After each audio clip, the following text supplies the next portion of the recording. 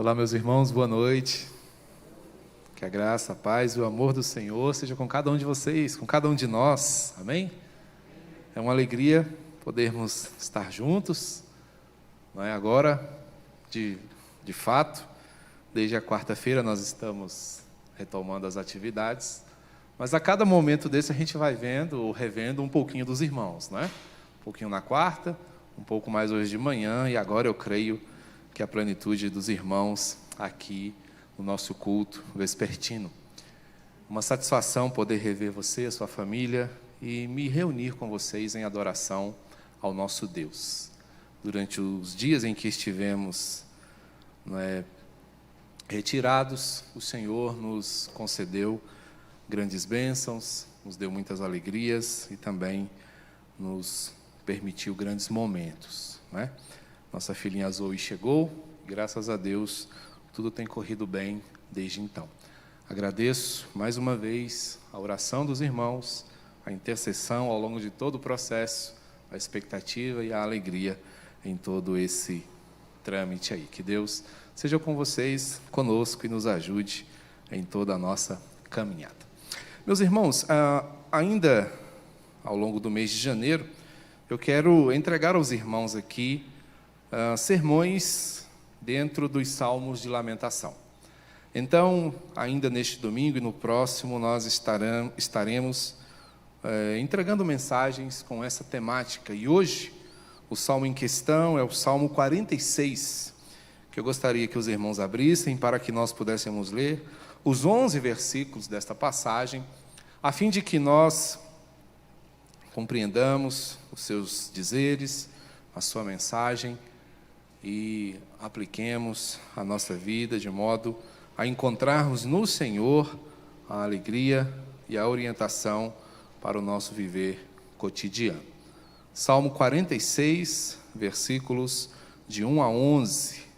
Assim, assentados como estamos, porém com toda a reverência, leiamos a passagem em questão, que diz: Deus é o nosso refúgio e fortaleza, socorro bem presente nas tribulações.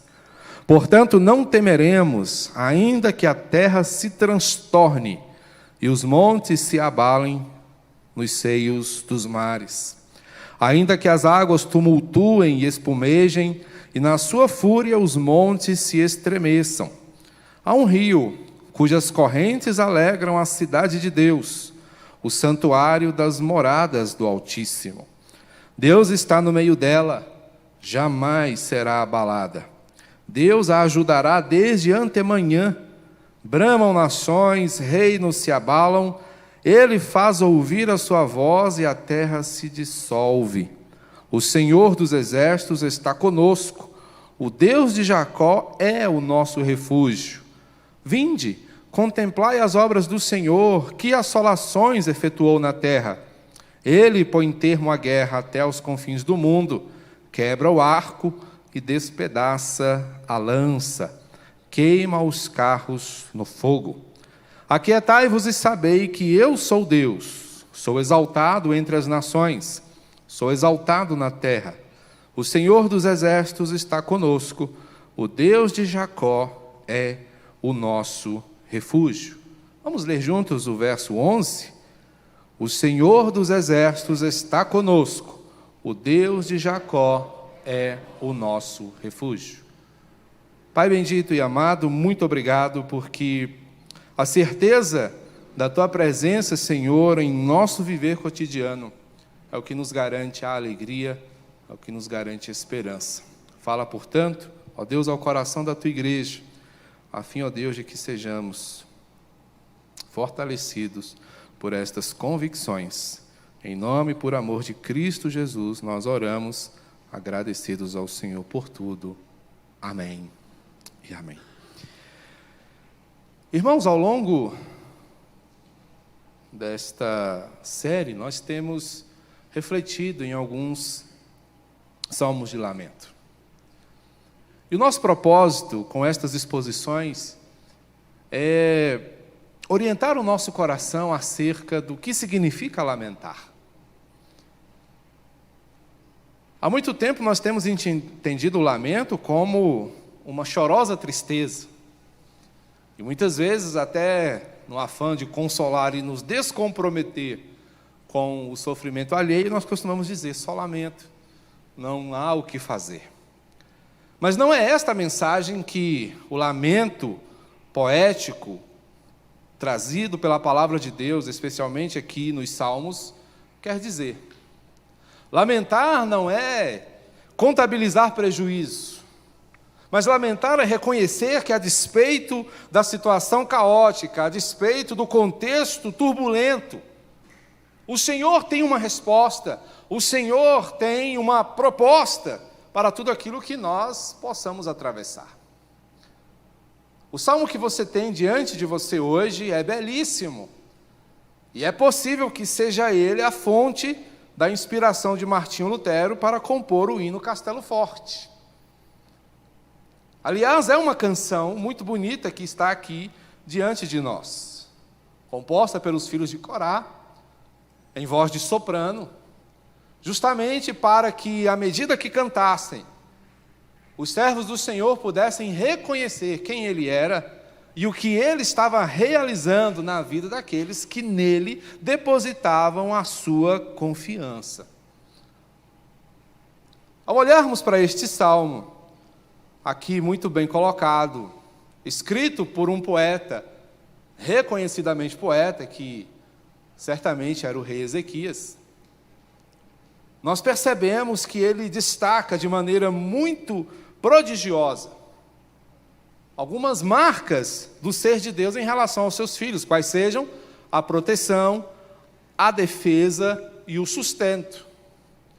Aquele bom rei, um rei reconhecidamente fiel, que experimentou nos seus dias o cuidado do Senhor e o milagre de Deus na sua própria existência, escreve destacando para nós como o Senhor intervém em um momento decisivo da vida do povo de Deus. Como vocês bem sabem, Ezequias era rei de Judá.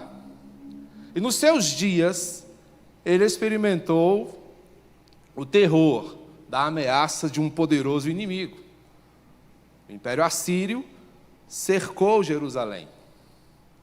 E Senaqueribe, então rei daquela potência, afrontou grandiosamente aquela nação, chegando a dizer que não importava se eles confiavam em Deus ou não, pois eles, Senaqueribe, juntamente com todo o seu poderio bélico, já haviam derrotado muitas outras nações, que igualmente haviam recorrido a seus deuses, e não puderam impedir o avanço das suas tropas e a conquista das suas terras. Não sabia, portanto, Senaqueribe que ele estava diante do rei dos reis, do Senhor dos senhores, sendo este o rei, o Deus de Ezequias. O que Ezequias faz é pegar aquela terrível mensagem e lê-la na presença de Deus, dizendo: o Senhor não é a mim que ele afronta, mas afronta ao Senhor. E o Senhor, portanto, confere ao coração daquele bom rei a tranquilidade, a certeza de que ele defenderia o seu povo. Esse é o contexto, meus irmãos, que está por trás dessa bela passagem. Você pode verificar tanto no segundo livro dos Reis, capítulos 18 e 19, no segundo livro das Crônicas, capítulo 32, e também você vai encontrar essa mensagem no livro do profeta Isaías, nos capítulos 36 e 37. Isaías, inclusive, é o porta-voz da mensagem de tranquilidade que o Senhor passa ao seu povo. Portanto, nós temos aqui, com grande certeza, o fato de que o Senhor é presença confirmada e não apenas decisiva em cada um dos nossos desafios. E essa presença decisiva é a presença que faz com que tudo se torne diferente. É como mais ou menos a história de um homem. Percebam aqui, um homem havia perdido a sua esposa. E numa triste tarde ele estava ao lado da sua única filha, segurando a sua mão, com os corações ambos cheios de incertezas, contemplando ali a finalização do sepultamento da sua esposa. Depois que todos se vão, ficam sempre aqueles, que querem estender um pouco mais de conforto, os quais propõem aquele homem: quer que fiquemos com você esta noite? Poderemos ir à sua casa, poderemos te ajudar no que for preciso. E ele então, embora triste, desolado, agradece a gentileza e encara a realidade e a responsabilidade de cuidar do que resta da sua família naquele momento difícil. A sua filhinha, com dificuldades por conta da tristeza de dormir, vai para o quarto do pai. E ele bondosamente coloca a sua caminha ao lado da sua, para que ela não se sinta só. Mas ao longo da noite, temendo a escuridão, aquela criança diz: papai, você está aqui? E ele, estendendo a mão, afaga-lhe os cabelos e diz: sim, filha, eu estou aqui. Não tenha medo. Procurando com isso acalmar a criança. Mas depois daquele momento em que a criança finalmente reconhece o consolo e o alento paterno, ele mesmo sente no seu coração uma profunda angústia, e chorando, calado ali, no escuro, ele ora ao Senhor e diz: meu Pai Celestial, o Senhor está aqui. E o seu coração é lembrado de uma passagem que consta, da palavra do Senhor em Isaías 41:10, onde ele afirma: não temas, porque eu sou contigo. Muitas vezes, diante das incertezas da nossa vida, nós chegamos a questionar, a duvidar da presença do Senhor. Parece, muitas vezes, nos sentirmos completamente abandonados à nossa própria sorte. E eu creio não haver nada pior a qualquer ser humano do que sentir-se assim. Porque se nos encontramos ao sabor das nossas próprias habilidades, certamente estaremos perdidos. Ezequias certamente se sente em risco quando percebe um poderoso inimigo se aproximar ali. É óbvio que, como soberano da sua nação, ele toma algumas providências. Quando Senaqueribe promove o cerco a Jerusalém, e Jerusalém era uma cidade que, de forma diferente das muitas cidades, não estava assentada nas proximidades de um grande rio. Assim, as suas fontes de água eram canalizadas de longe. E eram esses canais que abasteciam a cidade.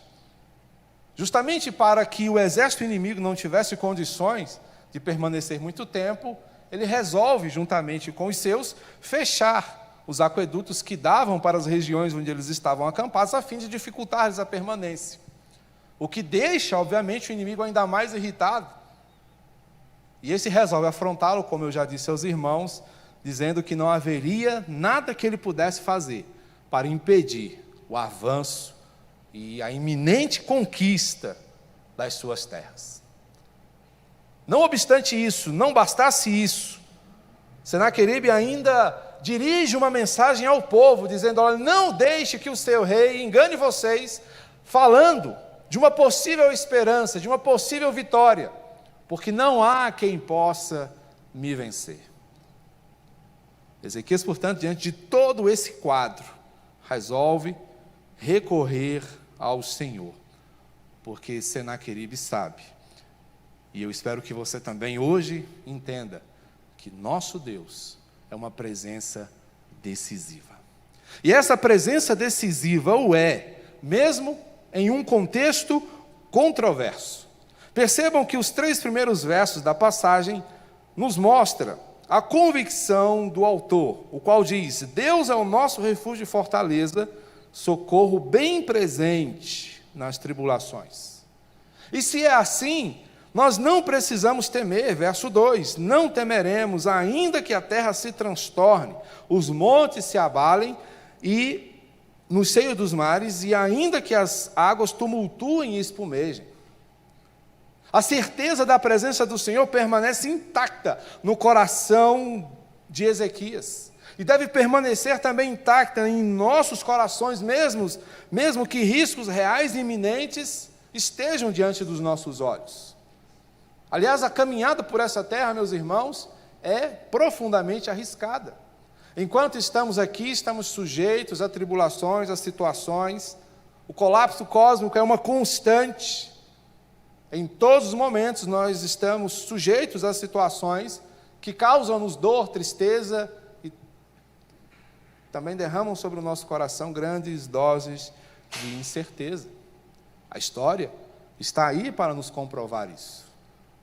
Quantas lutas a humanidade tem atravessado, quantas dores ela tem suportado, guerras, rumores de guerras, conceitos que fazem com que o movimento social mude de tempos em tempos, os quais trazem para nós, obviamente, uma certa insegurança quanto ao futuro.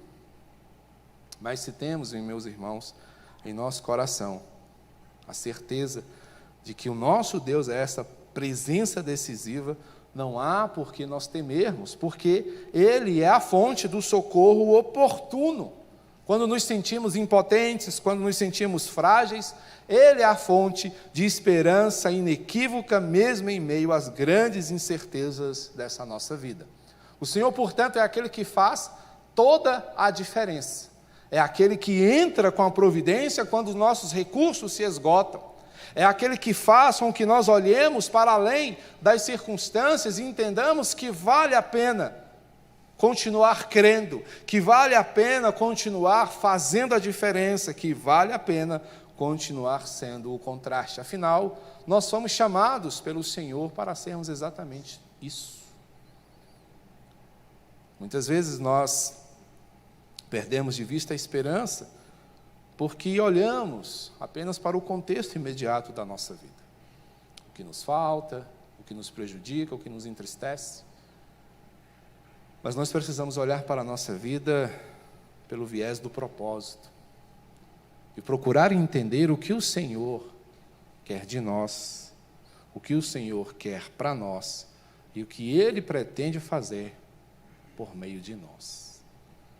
E quando nós compreendemos a vida desta forma, torna-se mais fácil nós entendermos o objetivo pelo qual Ele nos concede família, a razão pela qual Ele nos congrega numa igreja, e semana após semana doutrina o nosso coração.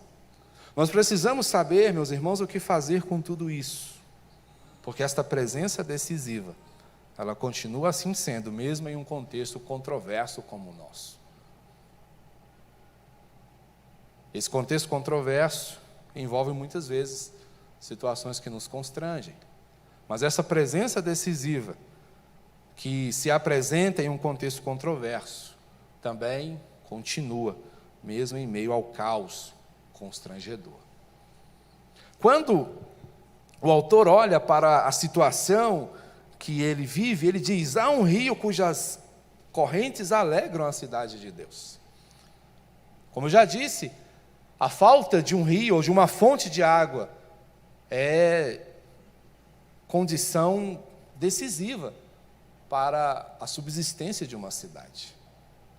Jerusalém não possuía um rio passando pelo seu território. Foi preciso recorrer à tecnologia para que ela pudesse ter um abastecimento. Mas, olhando para essa realidade, o autor aqui vai além.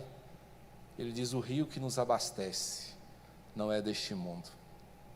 A água que nos mantém dessedentados não é uma mera fórmula física.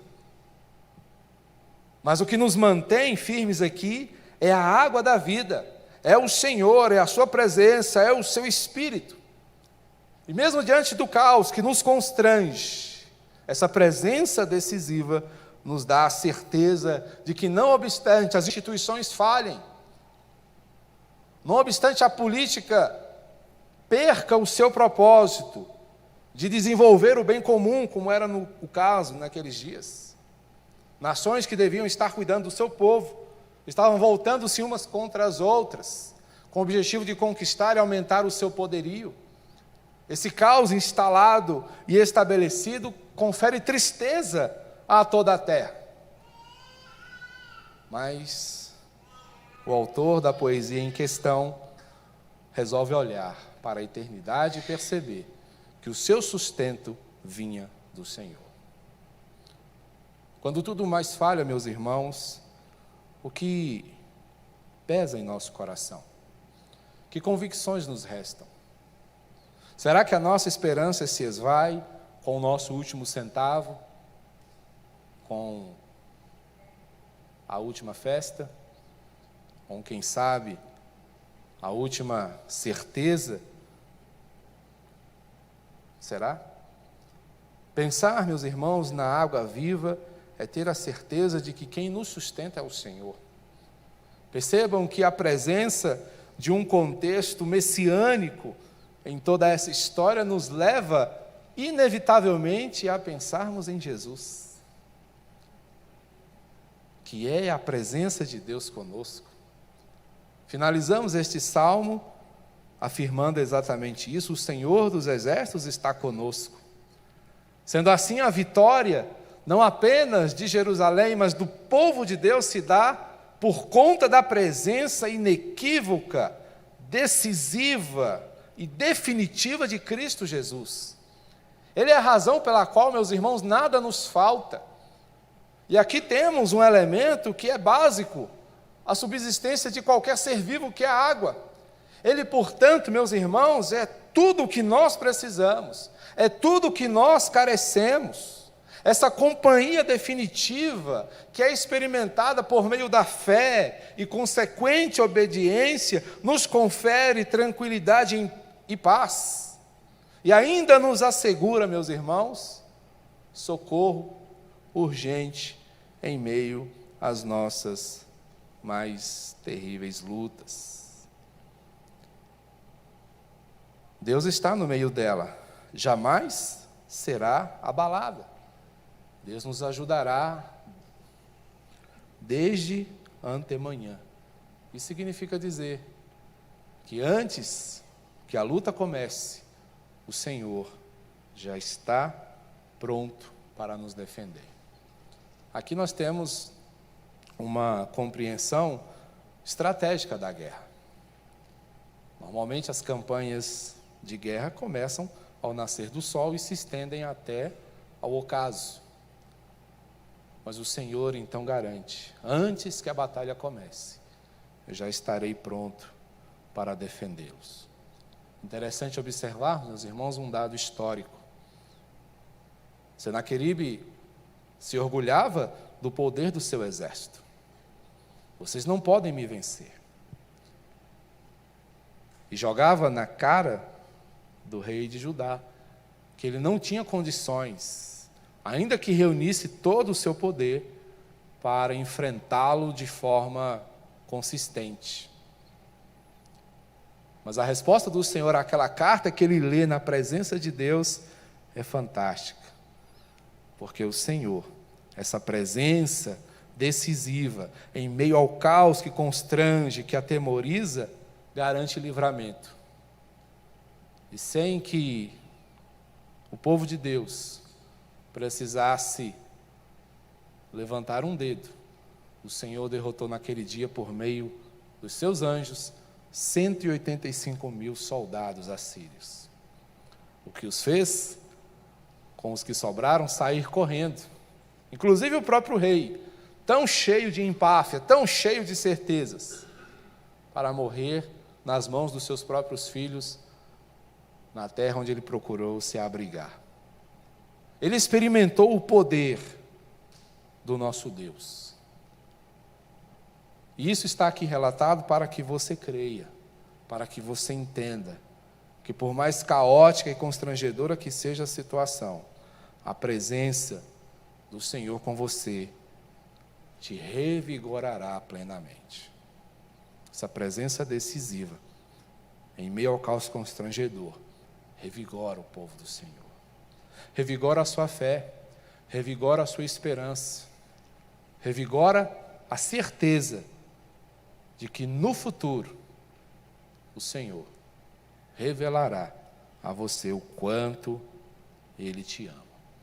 Essa presença decisiva, em um contexto controverso, diante do caos constrangedor, também nos mostra que podemos viver em uma confiança concreta. A partir do verso 8, o convite do salmista é para a contemplação das obras do Senhor. Vinde, contemplai as obras do Senhor. Vejam que assolações Ele efetuou na terra. Referindo-se aqui a como o Senhor os livrou de forma miraculosa das mãos dos seus inimigos. Ele põe termo à guerra, finaliza a guerra. É Ele quem diz, a guerra acabou. É Ele quem nos afirma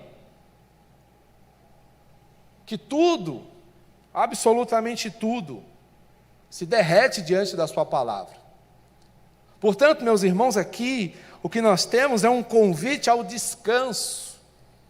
E nós ainda não entendemos adequadamente o que significa descansar na presença do Senhor. Porque nós temos ainda, infelizmente, uma visão pecaminosa do descanso. E descansar não é se deleitar ao sabor da irresponsabilidade, da displicência. Mas descansar, conforme a ótica do Senhor, é confiar plenamente. É ter a certeza de que tudo está no mais absoluto controle daquele que pode absolutamente todas as coisas. O Senhor, portanto, é aquele que põe fim à agitação. O que não é agitação, senão o esforço improdutivo do coração humano em tentar resolver a seu próprio modo todas as coisas. Portanto, meus irmãos, nós estamos diante de algo maravilhoso que o Senhor, o nosso Deus, nos concede, que é a oportunidade de confiar de forma concreta, pois sabemos que Ele está fazendo. Pois a história tem nos mostrado que quando nós tentamos resolver as coisas do nosso próprio modo, o que nós mais conseguimos é confusão. São os desdobramentos de atitudes nossas, tais como a ansiedade, a pressa. Portanto, nós precisamos sempre ter em nosso coração a disposição de reconhecer que o Senhor age de uma forma tal que o seu resultado é abençoador. É assim que nós teremos, meus irmãos, contraste num mundo tão agitado. Nós nos maravilhamos muitas vezes com personalidades mais amenas, mais tranquilas, como se tais fossem extraterrestres. Talvez o sejam, porque a mansidão, meus irmãos, é algo que nós só podemos alcançar mediante o favor eterno. A mansidão não é inerente ao coração humano. Ela é uma qualidade divina. Cristo foi reconhecido por sua mansidão. O próprio Isaías destaca isso. Como Jesus enfrenta os seus algozes, como ele encara a via crucis, como ele entrega-se em favor de pecadores, exatamente por meio de um espírito manso, por meio de uma confiança plena de que o projeto eterno estaria se cumprindo tranquilamente. Portanto, o convite do salmista, meus irmãos, é que nós abdiquemos do controle e nos submetamos à doce condução do Senhor, que vivamos em dependência e que experimentemos o seu cuidado amoroso. Aquietai-vos e sabei que eu sou Deus. Aquietar é reconhecer que esta tarefa de controlar, de conduzir, pertence a Deus e não a nós.